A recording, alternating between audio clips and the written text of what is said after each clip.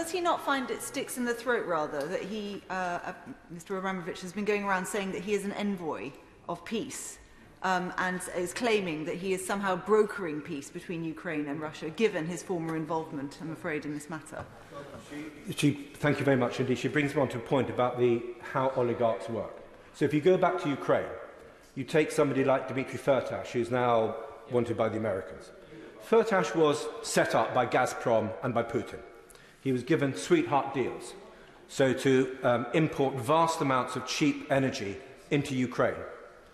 The vast profits that he was able to garner from those sweetheart deals gave him a good life, but much more importantly, he funneled that money to buy up chunks of East Ukrainian industry, effectively as a front for the FSB, the former KGB, but also critically to purchase politicians and to fund the pro-Russian political parties in eastern Ukraine.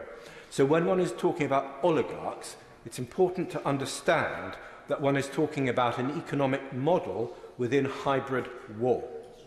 And out of all the tools in hybrid war, and if you read the Russian characteristics of war, the first characteristic that the Russian military doctrine says is that you have an integrated military and non-military strategy. So you have your troops or your paramilitaries or your front organisations or your assassins. But with that, you have the politics, the economics, the culture, the religion, even sport matters very much as well.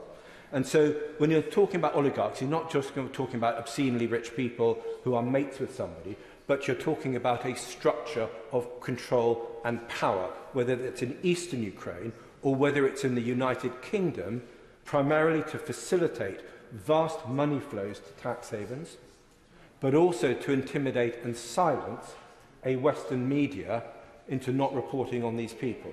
So there are a series of outcomes on that. But thank you for the intervention.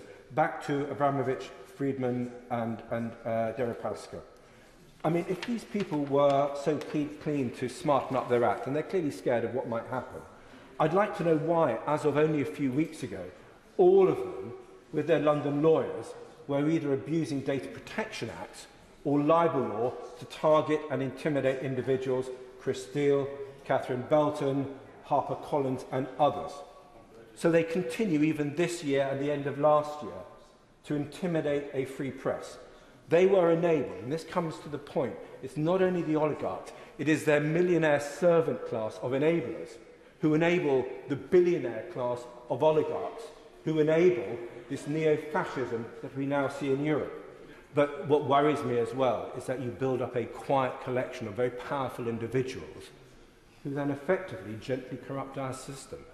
And I'm sure they may be acting with the best interest, but collectively, they've got to be careful. In the 1930s, I think it was Michael Foot who wrote The Guilty Men.